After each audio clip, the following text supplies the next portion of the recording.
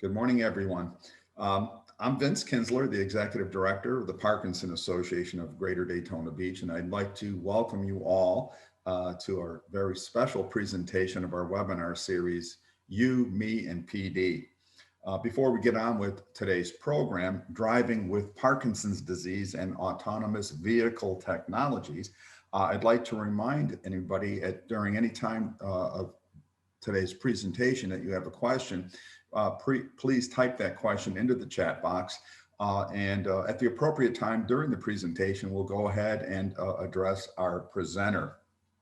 I'd also like to recognize our sponsors for making today's program possible. A big thanks goes out to our friends at the University of Florida Department of Occupational Therapy, their Institute of Mobility, Activity, and Participation, the Norman Fixell Institute for Neurological Diseases. We also wish to thank Boston Scientific and, of course, the Parkinson Association of Greater Daytona Beach. With that, let's get the program started. Our guest today, Dr. Sherrilene Classen, is professor and chair of the Department of Occupational Therapy, College of Public Health and Health Professions at the University of Florida.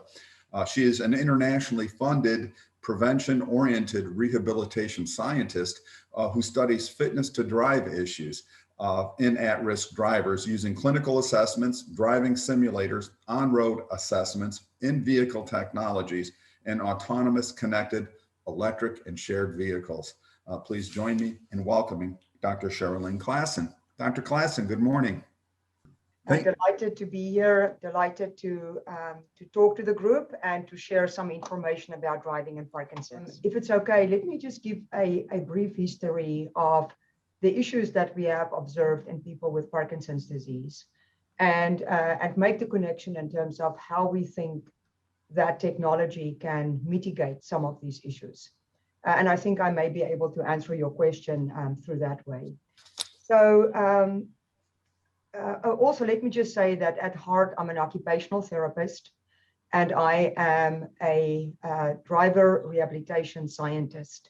And so it is of utmost importance for me that I'm using the core philosophy of occupational therapy to be able to help folks to stay on the road longer and safer. That's essentially what we want to do. We want people to be able to be independent in their living environments, independent and community, independent and society.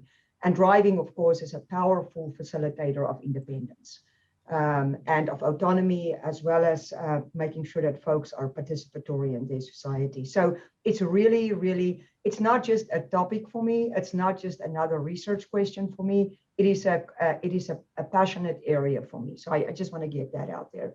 The second thing that I wanted to say is that we have been studying people with Parkinson's disease and driving over the past 15, you can say around about 15 years, probably the last 12 years that we've been actively publishing on that. And we've got quite a few papers out on people with Parkinson's disease and driving. So we have done, we are one of the first group that has done a 100% Parkinson's disease study.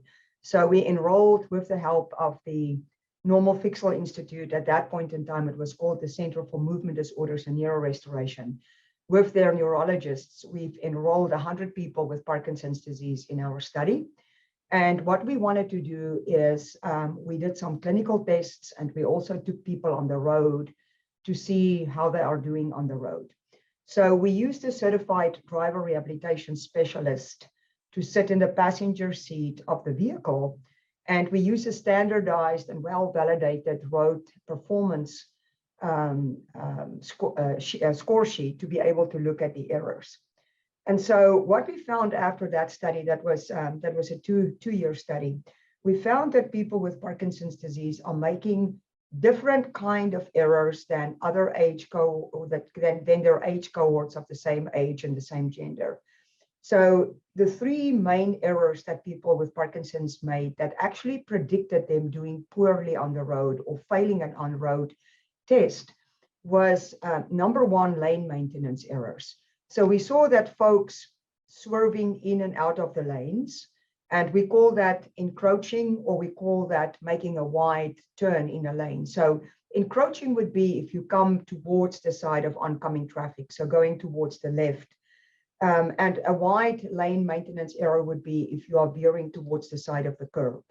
So we saw that both of these errors were prevalent, but more so, people were making errors of encroachment going towards traffic. So that was the first important finding that our study have shown. And again, that error was predictive of failing an on-road course or an on-road evaluation. The second error that folks were making was speeding errors, and not overspeeding, actually underspeeding. So taking too much time, in slowing down and thinking about what to do to be able to, for example, merge off or on of a freeway, off or on, into, for example, Interstate 75 that is running nearby between Gainesville and Ocala. So too much time in thinking, and which meant that they slow down. They went more than 5 miles under the actually posted speed limit. And so the errors that we were seeing were basically underspeeding errors. And then the third interesting error, and of course this underspeeding error was also predictive of failing an on-road evaluation. And the third important error that they made was a signaling error. Now you may say to me, it's really not that bad to make a signaling error, but let me explain the background. So it's not just a matter of turning your signal on or your turn signal on. It is what is happening before, during, and at the time that you are putting your turn signal on. So in order to put a turn signal on, you need to pay attention to what is happening in front of you. You need to pay attention to what is happening next to you, and you need to pay attention to what is happening behind you. So essentially, folks with Parkinson's disease have an impairment pertaining to set shifting, or as we call it, divided attention, meaning that your attention needs to very quickly vary from one subject or from one object to another to be able to conceptualize what is going on. So if you want to put your turn signal on, you need to do a mirror check to be able to see what is going on behind you. You need to do a shoulder check to be able to see what is going on next to you. And then you need to activate your turn signal to indicate that you would like to turn. So that is what we call set shifting activities, where a lot of mental flexibility is necessary, and where this divided attention and even selective attention and the cognitive functions are very necessary. And so we saw that folks had a problem with that, and hence signaling became our third important error at predicting failing an on-road test. So we walked away from this study that we did with with scientific evidence to say that people with Parkinson's disease, and we, by the way, we enrolled people with mild, moderate, as well as severe PD. So it was the early, the middle, as well as the late stages, but we focused on people only over the age of 65. So we did not have a young onset of Parkinson's in this study. So we walked away by saying that these are the 3 errors that's predictive of doing poorly on the road. And of course, the next question is, well, if these are the 3 errors, and we are occupational therapists and driving rehabilitation scientists, what can we do to be able to curtail these errors, or to mitigate the errors, or to offset the errors, so that folks do not have to lose their licenses and hang up the keys? And so that's basically the background that led us to this current study. So Mr. Kingsley, do you want me to jump here into talking about technology, or do you want me to pause and elaborate or clarify? What are your thoughts? Yes, I'll go ahead and move forward with the technology, I think. Okay. Yeah, there's a lot to uncover there, I think. Absolutely. Okay, so that was kind of so what do we do next? And that is kind of during that period of time that we saw that vehicles were being launched with technology fitted inside the vehicles. And first of all, let me just give you the categories of technology, because I think it's important that you need to understand that. There's 6 categories of autonomous vehicles. That's level 0 to level 5. So 0 to 5 gives you 6 categories. Level 0 was the previous car that I drove, a Toyota Camry. And it was a 2010 model. And although it was a very comfortable car and a very nice car to drive, it was really classified as a level 0, meaning that the car could not take over any of the primary functions that I, as a driver, normally do. That means steering, braking, acceleration, deceleration, turning, stopping, backing up, etc. The car couldn't do any of those functions. The smartest thing that my car could do was basically I could activate the cruise control and then, of course, drive on cruise control. So that's considered a level 0. A level 5 is where the car is driving 100% by itself, and you can take a nap in the back seat of the vehicle. So we are not there yet. There are pilot projects and there are pilot programs where these models are being tested and employed, but you will not find them on our roads. And no, the Tesla is not an autonomous vehicle at level 5. So please don't make that error of thinking that it is a self-driving car. It has got self-driving functions, but it is really classified as a level 2 or a level 3. So level 5, you can program the vehicle, you can take a nap at the back in the back seat, and the car will take you to where you want to be. It's projected and anticipated that we will get to that level of autonomy in our society by perhaps 2035 or even later, because not only do you need a smart car, you also need a smart environment, because this vehicle is dependent on information from the environment through its sensors, its LiDAR, its radar, as well as real world, uploading information from the cloud. So, so we know a level 0 and we know a level 5. So if we go to level 1, that's essentially a vehicle where the vehicle can take over one of the functions that you are executing as a driver. So for example, an example of that would be that you can activate your automatic cruise control, and the vehicle will be able to maintain a certain headway distance from the vehicle, the lead vehicle in front. And if you set your speed at 70 miles an hour, the vehicle will continue to drive 70 miles an hour, but it will also be smart enough to slow down if there's a slower vehicle in front of you, and be able to gauge your speed accordingly. Okay, so that would be considered a level 1 autonomous vehicle, and that is according to the Society of Automotive Engineers definitions. A level 2 autonomous vehicle is where your vehicle can, you've maybe guessed it right, can maintain or execute 2 or more than 2 of these primary functions. So for example, the vehicle that I'm driving right now is a Crosstrek Subaru, a Subaru Crosstrek 2021 model. And in that vehicle, I can activate my automatic cruise control as well as my lane centering system.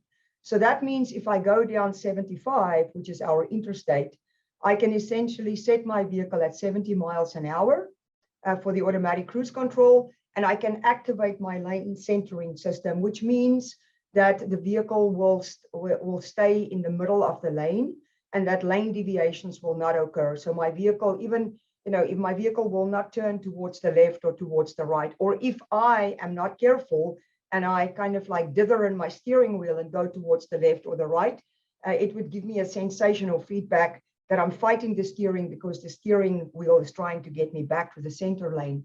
There may also be auditory cues, such as, for example, a beeping or a sensor or some kind of sound to alert us that we are veering in and out of the lanes. So the different makes and models of vehicles have different features. Some of that is kinesthetic, and I've given you an example. That's when I feel that my car is bringing me back to the middle, kind of like fighting a little bit with my steering wheel, but I need to surrender because the car is wanting to keep me safe.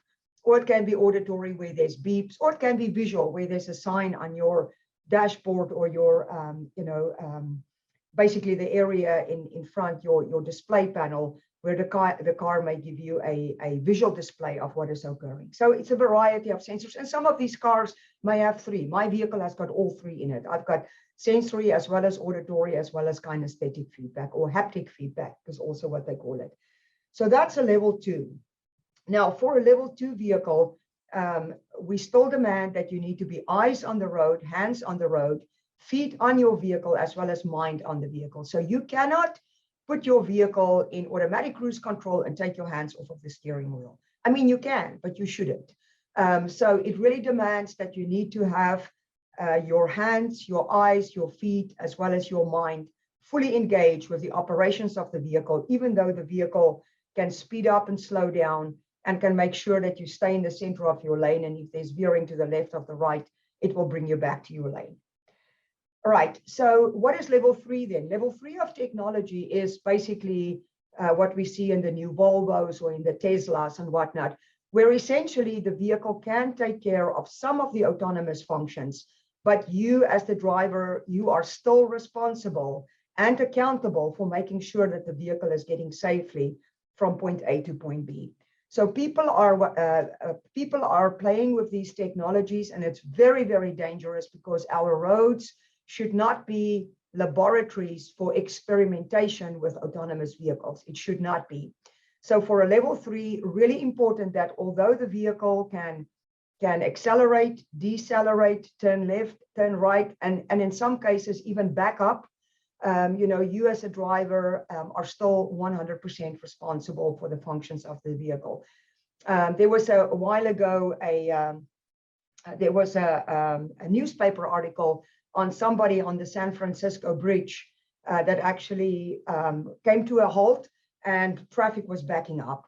And so when the police officer came to the person, they were inebriated, essentially lost consciousness and were passed out behind the wheel. And the defense of this individual was, well, I've got a self-driving car. This car is supposed to get me home. And it was a level 3 vehicle.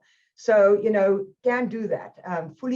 You are fully accountable for the execution of the functions of that vehicle. So if you start playing with the technology in this way, this dangerous way, we call it either misuse or disuse or abuse. And each one of those terms are a little bit differently operationalized. All right, so level 4 technology is where your vehicle can take on all of the functions, but it is within a geofenced area.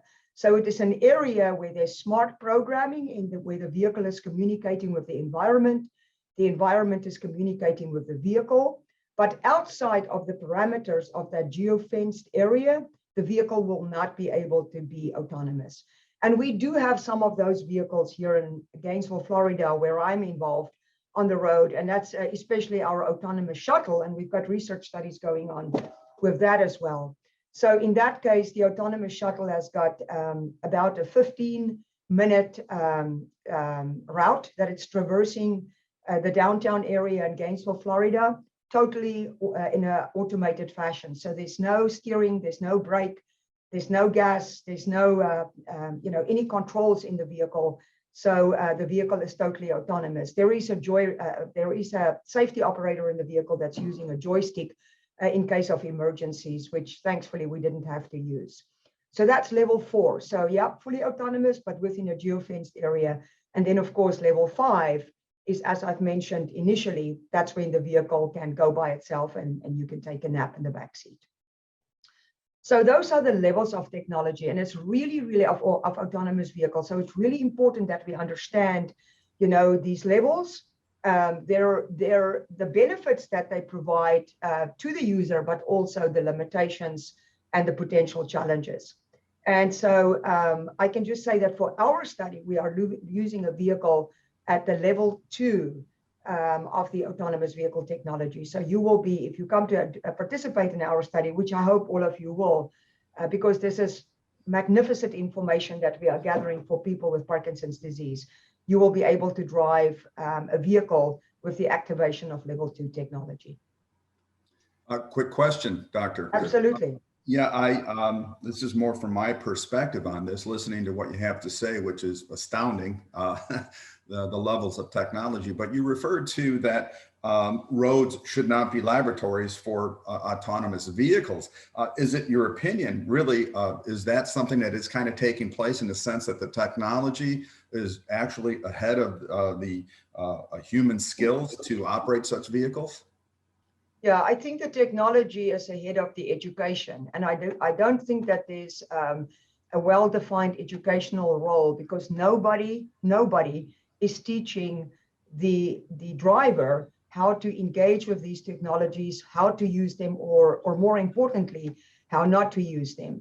So that's a problem. I mean, I can even say that when I bought my vehicle, I had, in the parking lot of the motor vehicle dealership, I had a 20-minute orientation in terms of what buttons are doing, and I was set free on my own.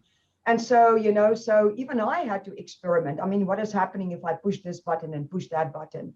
But, there's no restrictions whatsoever. If you've got a driver's license that is valid within the United States, you can drive any vehicle on any road at any time of the night or day. And given there's of course some restrictions by the licensing agency. So, for example, if you had a epileptic seizure in the last 3 months, you should not be driving, or if you inebriated, et cetera, et cetera. But I just mean generally speaking, right? So there's no restrictions, none whatsoever. And some of you may even identify with this if you go to get a vehicle, a rental car, right? You may be sitting a little bit and kind of figuring out what's going on, but it's really when you drive the car that you go, oh, okay, this button does this and this button does that, which is, so to a certain extent, all of us are guilty by using our roads as a laboratory for experimenting with the technology, which is something that we need to be very, very careful about and not do. Probably one of the golden rules of thumb that I can recommend is go to a deserted parking lot, or a closed road course, and kind of like check out your technology and experiment it there where you can't put yourself at harm or anybody else at harm. So yeah, we need to be careful because these technologies have functions, and we need to understand, as I said in the beginning, what's the challenges and the benefits of these functions. That's really important. And then the education that goes hand in hand with that. Whose role is it? Is it the vehicle manufacturer's role? Is it, driving school instructors that you can actually go and say, okay, I want to get to know my vehicle? Whose role is it to provide education? Now, I can say that for the benefit of our group, that the AARP has been excellent in trying to bring out smart driver courses in which they are managing the technology and information about the technology. So please check that out. And afterwards, I may be able to even share some resources with you. And for everybody on the call today, go check the website out. It's called mycardoeswhat.org. My car does what? All one word, all lowercase. And there are beautiful videos, each one displaying some of these functions that I've mentioned. And you can check the videos out and basically start educating yourself. I think with the advent of smart technology, and again, it almost feels like something that is almost socially or culturally imbued in the human beings that we're birthing.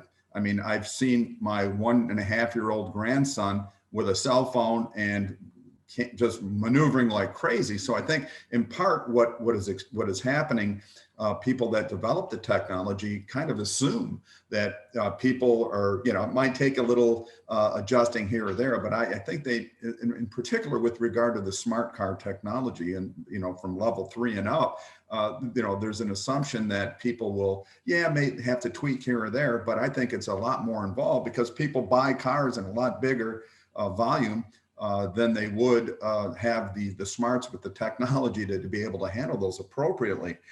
You had mentioned an acronym, AARV or AAV. AARP, the American Association for Retired Persons. Okay, thank you.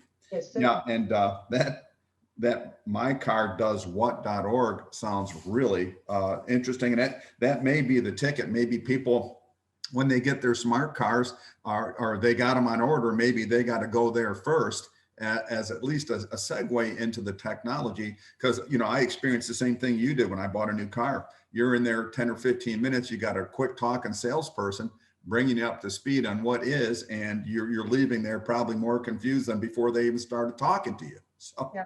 And the owner's manual is not helpful, right? Because the owner's manual, you need to have a PhD degree and transportation engineering and in civil engineering to be able to understand what they are saying. Because the owner's manuals are written for litigation purposes. It's to protect the vehicle manufacturers from being sued by not explaining the vehicle functions. But it's not intuitively clear what it means. And the handbooks are this thick nowadays, so So it takes quite some time to work through those handbooks. Is that what's happening? Are there lawsuits now resulting from this technology? Yeah, I really don't want to go there because I don't know, but I just know that in discussion, and especially at the annual Transportation Research Board that I attend every year, in discussion, there was a big discussion about these manuals, and that it's really not written for the owners. It's more written to protect the vehicle manufacturers against lawsuits. Yeah, it sounds like their version of informed consent. Yeah, indeed. So if I may, let me just connect. What do these technologies then do for people with Parkinson's disease? If that's okay, Mr. Kingsley. Yes, please. Yeah, okay. So initially, I have told you that we found these 3 prominent driving errors amongst people with Parkinson's disease that's actually responsible for failing an on-road evaluation, right? So, and again, just to recapitulate, that's the underspeeding, that's the lane maintenance, and it's the signaling. So in thinking about what we can do to be able to overcome some of these deficits, we said, okay, we can do the traditional rehabilitation approaches and probably give you some behind the wheel training and behind the wheel lessons. And, hopefully that would help, and we would be able to show you mitigation strategies and to give you more practice and more experience. But that's very costly, right? And these services are not being covered by insurance. So that's out-of-pocket payments. But I also need to say that we use that very effectively for people who do not have the smart vehicles or the autonomous vehicles and would like for us to help them. So we use that very effectively, and we are totally happy to provide some clinical services to help you to overcome some of those issues. But we also said, all right, maybe we can tap into the smart technology, and technology is a part of rehabilitation. Rehabilitation scientists and rehabilitation specialists and occupational therapists have been using technology since the inception of our profession. It was probably called low tech, right? So many of you may have had a experience with a rickshaw or with a shoehorn or with a long-handled bathing sponge or whatever else, and that's all considered low tech. But it's to help you to overcome some of the restrictions or the impairments of Parkinson's disease to be able to be independent in your daily functions. So the definition is the same, but now it's just smarter technology. So these vehicles, we looked at these systems, and I refer to those as the autonomous systems, but I'm also going to give you 2 new definitions that I would like for you to be aware of. We call it the ADAS systems and the IVAS systems. ADAS is ADAS. And what it stands for is Advanced Drivers Assistance Systems. So that's a level of technology, and that's usually your level 1 or your level 2 technology. And that's the precursors of the vehicle being totally self-driving. So ADAS, Advanced Drivers Assistance Systems. So we're going to talk about that a little bit. But there's also AVAS or IVAS, which is IVIS, which is the in-vehicle information systems. So let me give you an example of ADAS first. An example may be your automatic cruise control that I've already spoken about, because ADAS assumes that the vehicle is taking over a role of some of the primary controls. And your primary controls are your steering, your acceleration and your deceleration, as well as your turning. So ADAS take over one of these controls. So in the case of automatic cruise control, ADAS is actually specifically taking over your acceleration and your deceleration. So that's a primary control. IVAS, on the other hand, the in-vehicle information systems, are not taking over any controls of the vehicle whatsoever, but it actually synopsizes information from the environment and provide you with more information. The best example of IVAS that I can think about is your backup camera. So in a backup camera, that camera provides you with information of what is happening behind the vehicle if you look at the display. And so people with Parkinson's disease in particular have issues with range of motion, and it even may, and slowness of motion, bradykinesia, right? So people may have problems turning their neck to be able to do a shoulder check or to see behind them or they may have slowness of movement that they can't utilize their neck and their upper body as rapidly and as swiftly as a younger driver, for example, without the limitations, the motor impairments that goes hand in hand with Parkinson's disease. So in that case, that backup camera may be an aid, a technology aid, an IVIS system that you can use to be able to gather some information from the environment surrounding you that you may not have had the opportunity to do prior to. So those are two examples. Now, in the mycardoeswhat.org website that I've given to you, there are literally probably 100 examples in terms of IVIS features as well as ADAS features. So again, I invite you to go check that out. And if you are interested, I can come back and talk more about each one of these features. But for today's talk, we don't have enough or adequate time for that.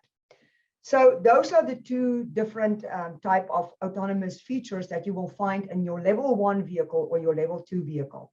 So what we are using at the Institute for Mobility, Activity and Participation is a Toyota Camry, and that vehicle can be considered level 2. And remember, my initial definition was in a level 2 autonomous vehicle, there's 2 or more of these systems that's working in concert with one another. So, so we are activating the automatic cruise control, the lane departure warning system, and the blind spot detection.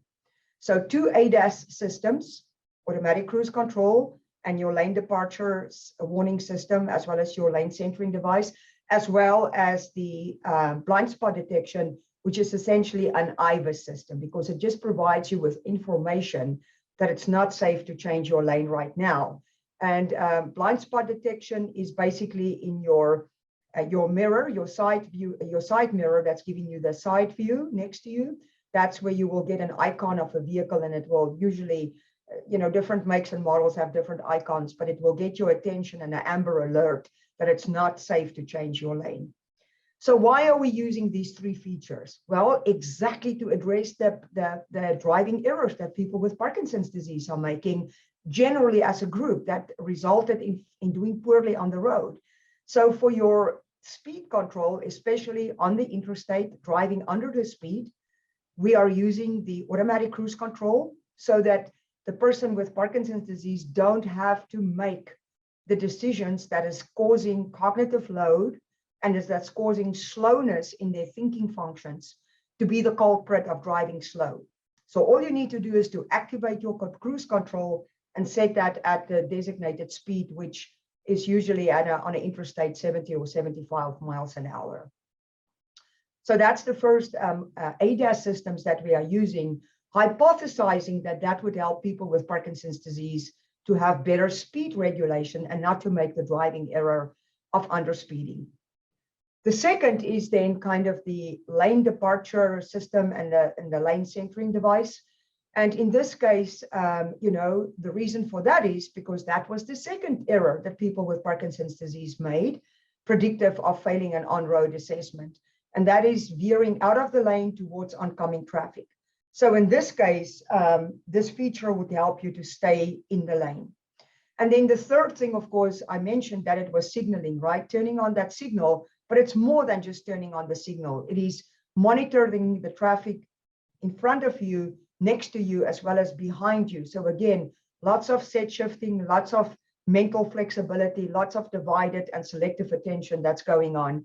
And in that case, you know, the blind spot detection can help you to eliminate some of the decisions that you need to make, because instead of you having to check everywhere, you get the visual and in some cases the auditory feedback that there's a vehicle that's adjacent to you and it's not safe to make a lane change right now. So so therefore we hypothesize that if we help folks to use this blind spot detection, that we can overcome some of these signaling errors. So that's basically the 3 autonomous vehicle technologies that we are using to help people with Parkinson's disease. And this study has been designed to be able to look at a group of people with Parkinson's disease. And I can say more about that in a little bit. I can still talk more about the study in the last 10 minutes or so, but let me stop here because I've given you a lot of information and maybe Mr. Kingsley has got some follow-up questions, or maybe there's questions in the chat. Yeah, I actually do. I don't know if they're necessarily questions, but they are questions in a way. I don't know how much on the track they are, but when you speak in terms of those levels on the advanced technology, one of the things that I know my car has that I have not seen in other cars, and I think would be really a wonderful, and I believe that you've got some background in engineering. I would suspect you do, or you work with people that do. But there's a in my passenger side mirror there. When I turn, say I'm driving down the highway and I click on my, I want to change lanes from left to right. I turn my blinker on. On my GPS screen, it shows what's going on in that lane. Now it's a little different from the amber light that you were referring to, which I kind of like that too. My wife has that in her car. But I don't have that in my 2014 Honda. But I thought, gosh, if you had that on both mirrors when you're getting ready to change lanes, doesn't matter, because you can say people have some dexterity issues oftentimes, myself included. I don't have Parkinson's, but I sometimes get a stiff neck or have a hard time, rotating my head to a point where I'm going to get a proper view of what's going on in a lane that I want to make an action toward.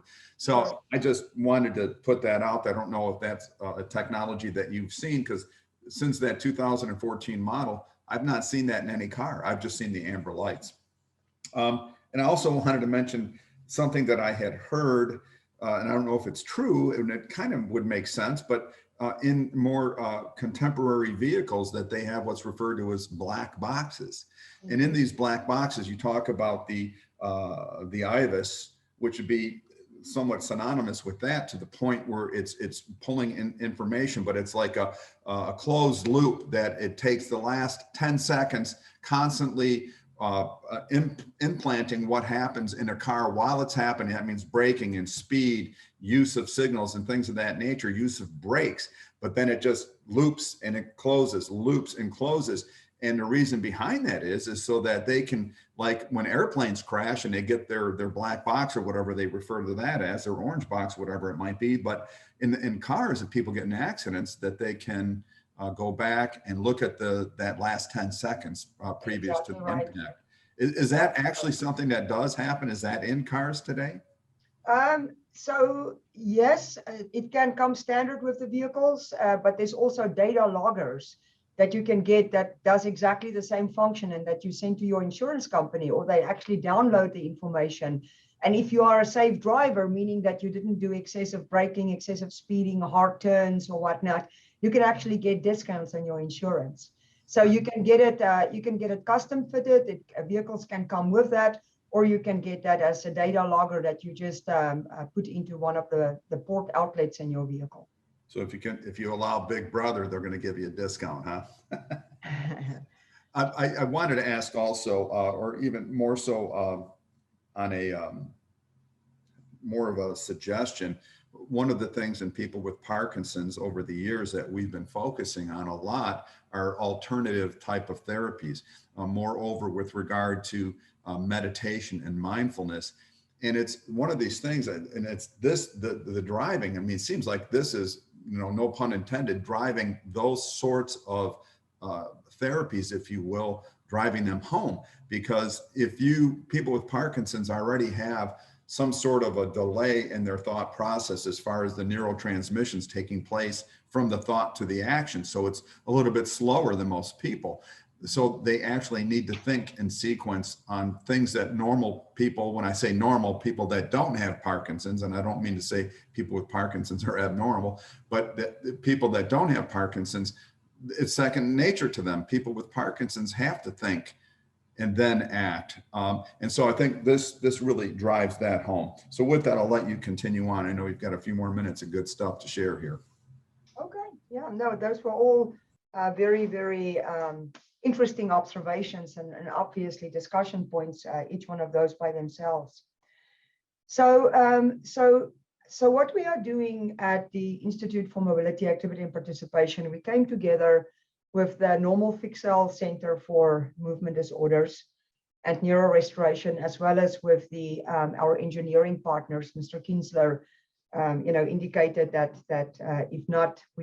if we don't have engineering background, potentially we're working with engineers, and absolutely we do. human factors engineer. And so that's our team. So our team consists out of driver rehabilitation scientist, myself, a driver rehabilitation specialist, Ms. Mary Jaggers, who is also one of our PhD students. I think she's on this call. She's an occupational therapist as well. Dr. Wayne Jiang, who's a human factors engineer. Dr. Adolfo Ramirez Zamora, which many of you know him. He's our neurologist. Dr. Bhavya Patel, who's another neurologist from the FIXEL Center. And then we also have a postdoc, Dr. Robin Way, and some PhD students that's working on the project with us. So that's our team. And so essentially what this study is doing is we are asking people to come for one visit only. So usually what we do is we get a referral from one of the neurologists to be able for you to enroll in our study. And there's some criteria that you need to adhere to when you come into our study. And I'm going to just for the purposes of being a little bit more visual, I'm going to share my screen here. And this is basically the pamphlet that I'm sure you will all get if you haven't received that yet. So again, this is who we are collaborating with, and I've already mentioned, the 3 entities.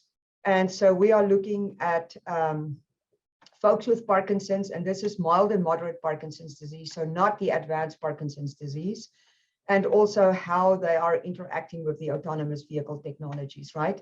And so as I mentioned before, is the purpose of our study essentially is to test new car technologies, and particularly the adaptive cruise control, the lane departure warning, and the blind spot monitoring, to see if this is helping people with Parkinson's disease overcome some of these errors that is really causing them to fail an on-road course. So let me just go through the pictures here in sequence. So this one that I'm showing over here, let me make it a little bit bigger. There we go. This one over here is our Toyota Camry, and this is the test vehicle. So it's got all of the bells and whistles in it. So it's got both the IVUS systems as well as the ADAS systems that I have referred to. So here's, for example, what it would look like in your central console if you activate the adaptive cruise control. In this particular case, this vehicle over here indicates that this is your car. And then there's 3 little bars, meaning that the headway distance is set at 3 car lengths. So whatever is in front of you, your car will always be 3 car lengths behind the lead vehicle. So this is what this indicates. This is just an illustration of a gentleman, somebody with a hemiparesis, meaning that there is a paralysis on his left side that is in the vehicle. And so, we can also adapt the vehicle for people who can only drive with one hand, like in the case of this gentleman. Over here is essentially the lane departure warning system, which is lane departure when you only get a signal that you are departing your lane. That's IVUS, right? Because the car is not doing anything. But when the car is taking over and steering you back to the center of the lane, then it is ADAS, where it's taking over a primary control. So in this case, this is the lane departure warning system. So this vehicle is veering on into the direction of oncoming traffic. And you can see that red area over there indicates that this vehicle is almost crossing the center lane line. And so there's an activation. This is visual, but there's may also be a beeping sound to indicate that, hey, what are you doing? You need to get back to the center of the lane. And then the third system that we are using is, of course, this blind spot monitor, which you can see here is on the rear view mirror. And it looks pretty small over here, but when you're in the vehicle, you can very clearly see that that these icons will flash on and off to be able to tell you whether it's safe or not to make a lane change. Okay, so this is the vehicle, and these are the 3 features that we are activating in the vehicle.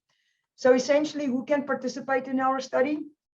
So anybody that's diagnosed with Parkinson's disease, and again, we are working with our physicians to help us understand, to help us identify people with mild and moderate Parkinson's disease. We think that there's the most benefit if we target our findings to that particular group.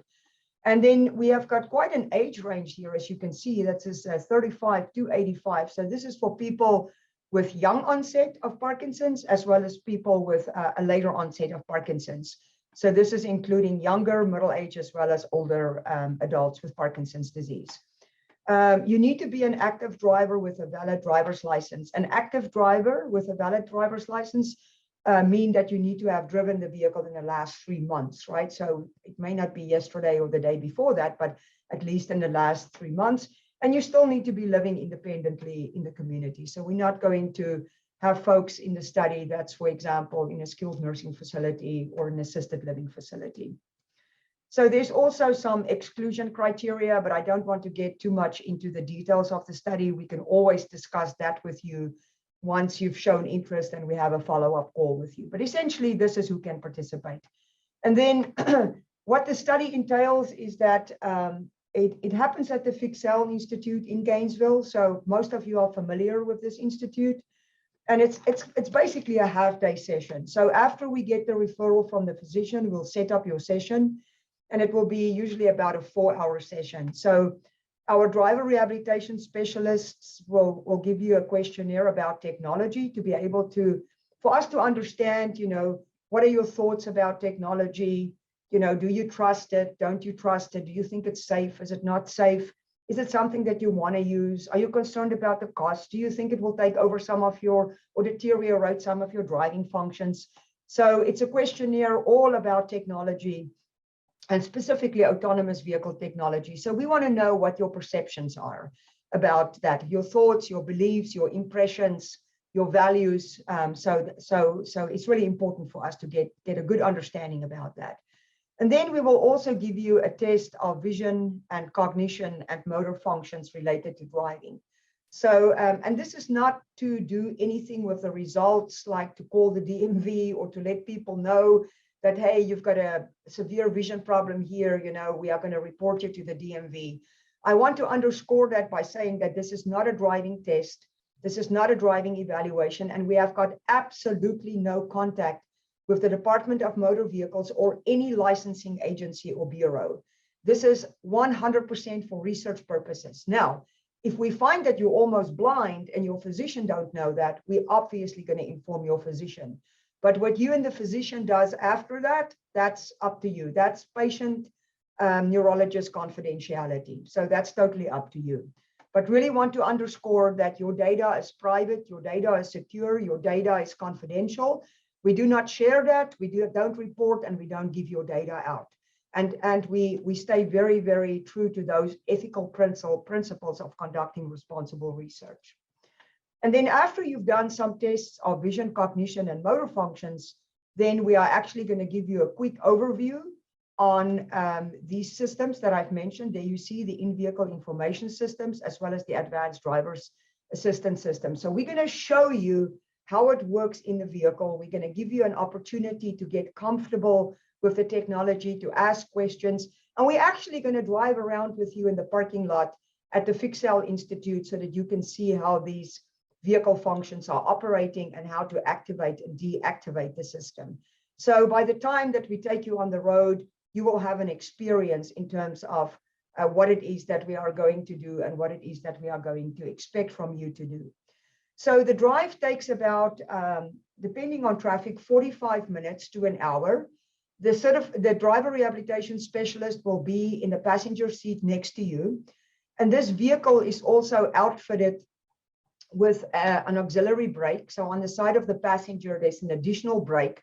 So if there are any issues and the driver rehabilitation specialist need to hit the brake, for safety purposes, she will do so. At this point in time, I don't think that we really had overt cases where we had to intervene. But there will be the person sitting next to you. And then you will drive under two conditions. One condition is with these technologies activated, and the other condition is with the technologies deactivated.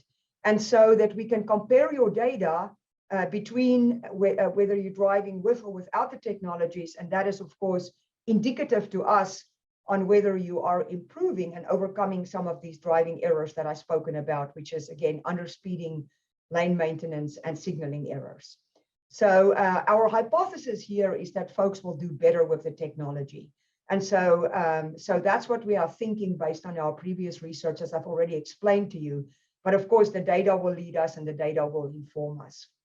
And that's essentially the session. So when we are done with the session, you are free to go. And we will also provide some compensation. I think I can always follow up and confirm, but I think it's about $30 a session that you are getting. I think Ms. Jaggers is on in our Zoom room. So Mary, if I could ask you just to put down in the chat, what is the actual amount that we are reimbursing people, just to thank them for the participation in the study, that would be great. Here's our contact number. So if you are interested in our study, this is the contact number, and this will take you to our research lab, and we will follow up. It will probably be a research assistant that will follow up with you, and you can get more information about that, and you can also find out if you meet some of these criteria to be able to participate in our study. So I'm going to stop sharing here and just ask if there are any follow-up questions or clarifications. One question is, do you have a control group to see if the assistive technology helps people with Parkinson's more than people that don't have Parkinson's? We've got some professional research participants on the call. Yes. Okay, you are your own control. This is important to realize. You are your own control because you are driving with and without the technology. So we are looking at whether you are improving, which is even better than comparing your data to a control group, right? So we call this this is a randomized control clinical trial. And so you are being randomized to one of two conditions, or actually both conditions, but you will not know the order. So either driving with the technology or without the technology. And again, it's a random allocation. You will not know what the allocation is until you are in the vehicle. So this is really stronger than comparing you to another group without Parkinson's disease, because it shows us if you are doing better in driving with these advanced driver's assistance systems and in-vehicle information systems. Excellent. That's pretty clever, the way that that's conducted control-wise, because you've got both on and off for the same individual. So and let me also just say, it's the exact same road course that you're driving, but you're driving it down and you're driving it up. So we didn't want to confound the study with too many variables and different roads and different issues that's coming. So it's the same part of the road that you're driving down and you're driving up. So that makes the study nice and clean. You'd mentioned, and it's kind of segues into another question here, about not sharing the information. In particular, you singled out the DMV, and I'm thanking you for that.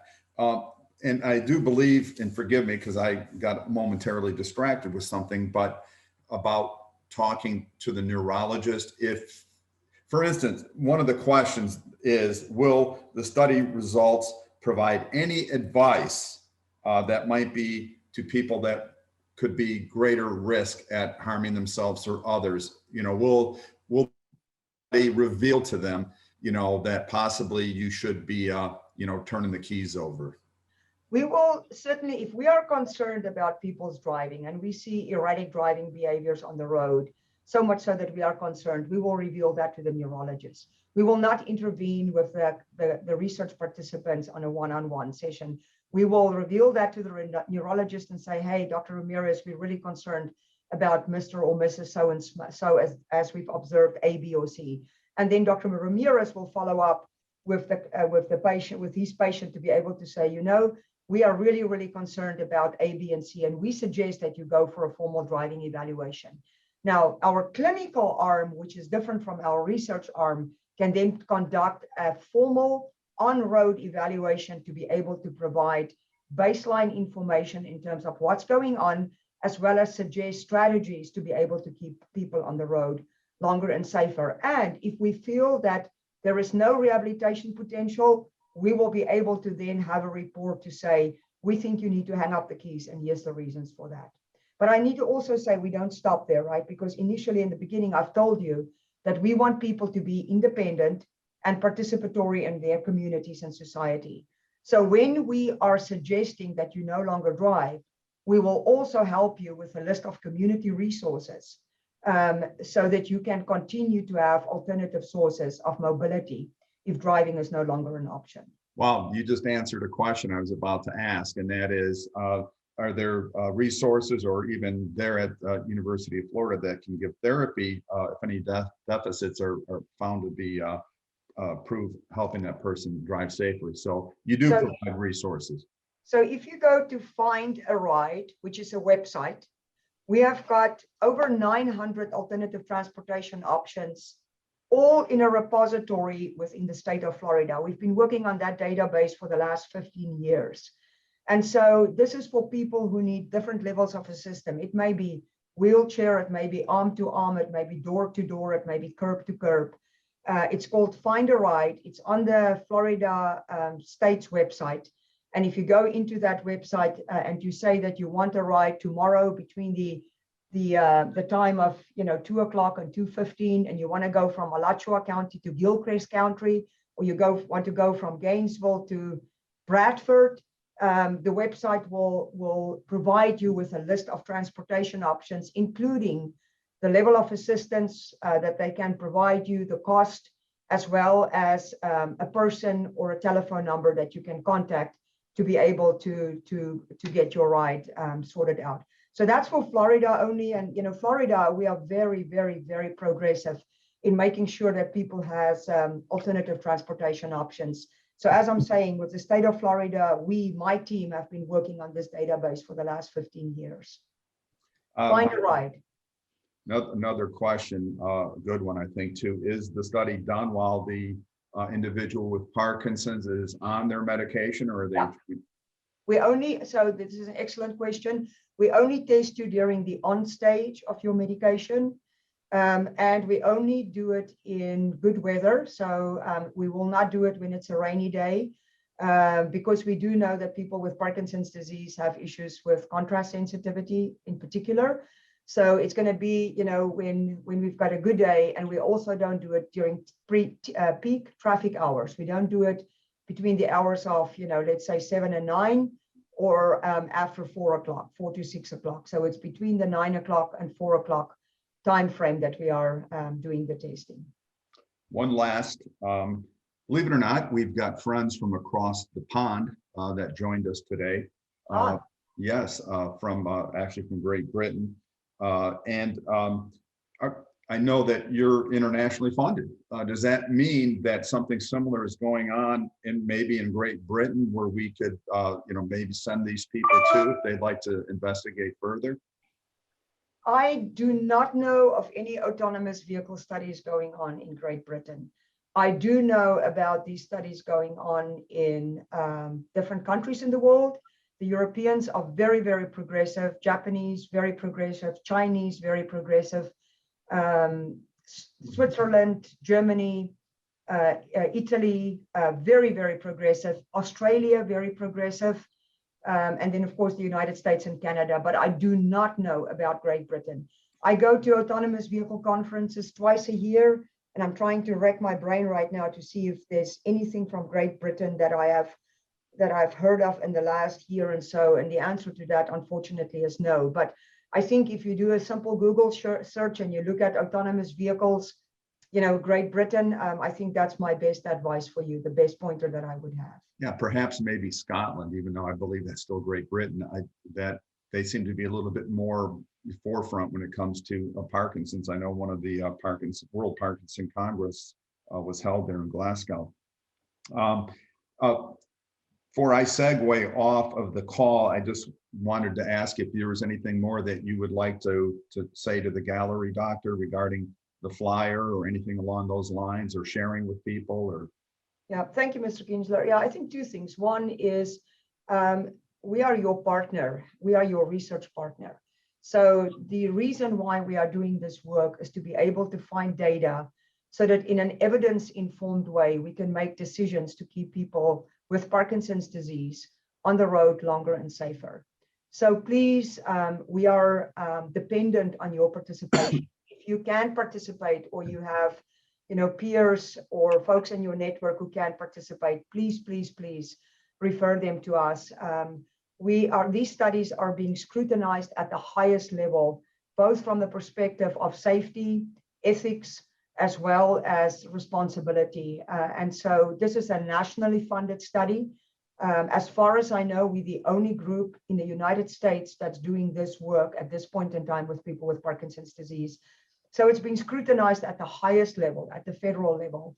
So we feel pretty confident that we will treat you very well and that we are very reliant on your information. So please, if you can, join the study or refer folks to join the study. And secondly, because we are your partners and we want to make sure that the scientific findings also translate to the clinical practice, we can meet you, in the clinical field as well, and we can help you with driving related issues that you may have. Of course, that's a little bit different than the talk that I gave today, because in the clinical area, there's more things that we need to do in terms of assessment, but we are your partners. So we're very happy to talk with you and to see what it is that we can do to keep you on the road longer and safer, because we do know what a powerful facilitator of autonomy, of independence and authority driving is. And we want to keep you going as long as you can.